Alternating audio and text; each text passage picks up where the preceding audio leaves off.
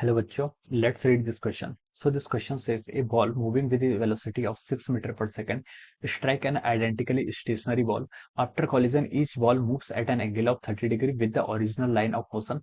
What are the speeds of the ball after the collision? After the collision हमें क्या बतानी है? Speeds of the ball बतानी है. Option A is √3/2 meter per second. Option B is 3 meter per second.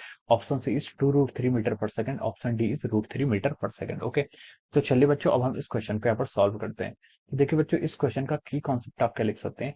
The key concept of this question, ये question आपका देखिए collision पर बेस्ड है, कॉलिजन पर बेस्ड है. और हम इस क्वेश्चन को सॉल्व करने के लिए यहाँ पर लीनियर मोमेंटम कंजर्वेशन क्या करेंगे, यूज करेंगे. Okay, we will use here linear momentum conservation. Okay, तो देखिए बच्चों हम यहाँ पर लीनियर मोमेंटम कंजर्वेशन का यूज कर क्यों रहे हैं. ओके, तो देखिए अगर हम यहाँ पर बॉल वन और बॉल टू को अपना सिस्टम एज्यूम कर लेते हैं, ball one plus ball two is our system, तो देखिए यहाँ पर जो आपका नेट एक्सटर्नल फोर्स एक्ट होगा वो कितना होगा, आपका जीरो हो जाएगा. ओके, नेट एक्सटर्नल फोर्स अगर आपका जीरो हो गया तो हम यहाँ से बोल सकते हैं जो आपका मोमेंटम होगा, मोमेंटम क्या रहेगा, आपका कांस्टेंट रहेगा.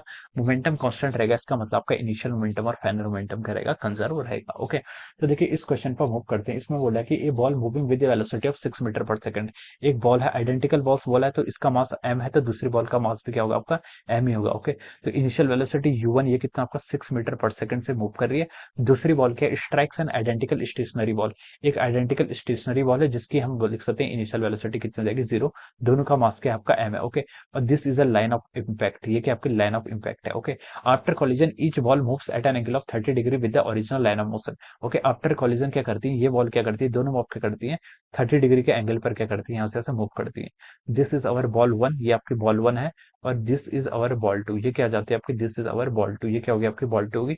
Both are moving at an angle of 30 degree. दोनों क्या कर रही है आपकी, इसकी वेलोसिटी मान लीजिए आपकी v1 है इस डायरेक्शन में, और इसकी वेलोसिटी क्या आपकी v2 है एंड इस डायरेक्शन. ओके, अब देखिए अब हम यहाँ क्या करेंगे, आपका कंजर्वेशन ऑफ लीनियर मोमेंटम लगा लेते हैं और हमें यहाँ पर वेलोसिटी फाइंड आउट करनी है. ओके, तो देखिए ये जो कंडीशन है, ये कंडीशन क्या आपकी बिफोर कॉलिजन कंडीशन है. क्या है, बिफोर कॉलिजन, या फिर हम इसको बोल सकते हैं दिस आर इनिशियल कंडीशन. और ये क्या आपकी आफ्टर कॉलिजन, आफ्टर कॉलिजन, या फिर हम इसको बोल सकते हैं फाइनल. ओके, तो देखिए यहाँ पर यह इस तरीके से हम इसको लिख सकते हैं. ओके, अब देखिए इस क्वेश्चन में हमें क्या फाइंड आउट करना है, वेलोसिटी फाइंड आउट करनी है. तो हम यहाँ पर क्या लगा सकते हैं, लीनियर मोमेंटम कंजर्वेशन यूज कर सकते हैं. क्या कर सकते हैं, लीनियर मोमेंटम कंजर्वेशन का हम यहाँ पर यूज कर सकते हैं. ओके, देखिए मोमेंटम क्या आपकी, momentum is a vector quantity, momentum vector quantity है. तो हम इसको एक्स एक्सिस और वाई एक्सिस के अलोंग सेपरेटली क्या करेंगे, डील करेंगे. ओके, तो पहले हम एक्स एक्सिस के अलोंग मोमेंटम कंजर्व करते हैं. मोमेंटम क्या होता है, मास टाइम्स वेलोसिटी. देखिए इनिशियल मोमेंटम क्या होगा, आपका mass into velocity for particle one, और पार्टिकल टू के लिए देख लिया आपका बॉल टू के लिए ये आपके रेस्ट पर है, तो इसका इनिशियल मोमेंटम कितना होगा, जीरो हो जाएगा.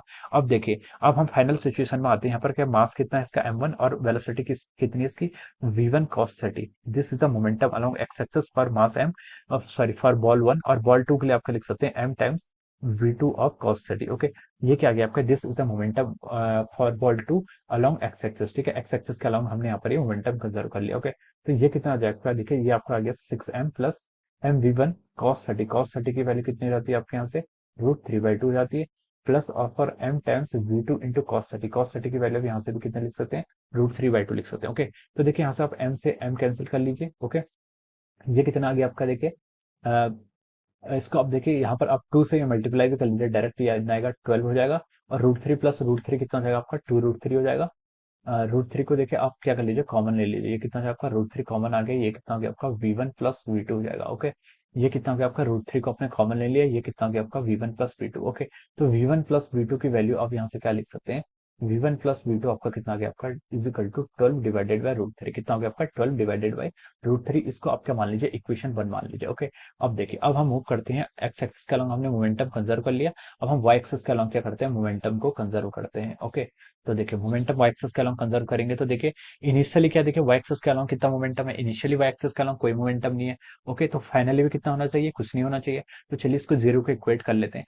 वाई एक्सिस के अलॉन्ग देखिए mass into first part, first ball के लिए आपका v1 कितना होगा, साइन 30, v1 साइन 30. ओके, ये आप मान लीजिए आपकी this is our x axis and this is our y axis. Okay, तो अपवर्ड जो पॉजिटिव वाई एक्सिस के अलॉन्ग है उसके मोमेंटम को हम पॉजिटिव लेंगे, और जो नेगेटिव है, ठीक है, जो बॉल टू का मोमेंटम है वो क्या आ रहा है, नेगेटिव एक्सिस के अलॉन्ग आ रहा है, तो हम इसको नेगेटिव ले लिया, minus M V two sine of 30. Okay, हम इसको यहाँ पर ऐसे लिख सकते हैं. ओके, अब देखिए यहाँ से, अब देखिए आपसे m कैंसिल कर सकते हैं, साइन 30 से आपका साइन 30 कैंसिल हो जाएगा. और क्या लिख सकते हैं यहाँ से आप, v1 is equal to v2, यानी कि v1 और v2 दोनों की वेलोसिटी क्या रहेगी की इक्वल रहेगी, make it equation number 2। Okay, अब V1, अब देखिए इक्वेशन 1 और इक्वेशन 2 को यूज करके आप इसका फाइनल आंसर निकाल सकते हैं। ओके, देखिए V1 और V2 इक्वल है, मैंने मान लेता हूँ V1 और V2, V1 is equal to V2, और ये दोनों क्या है, V के इक्वल है। ओके, तो देखिए मैं इसको इक्वेशन 1 में पुट करता हूँ, तो देखिए V1 प्लस V2 को मैं क्या लिख सकता हूँ यहाँ से, 2V लिख सकता हूँ। 2V is equal to 12 divided by √3 हो जाएगा, कितना हो जाएगा आपका, 12 डिवाइडेड बाई √3।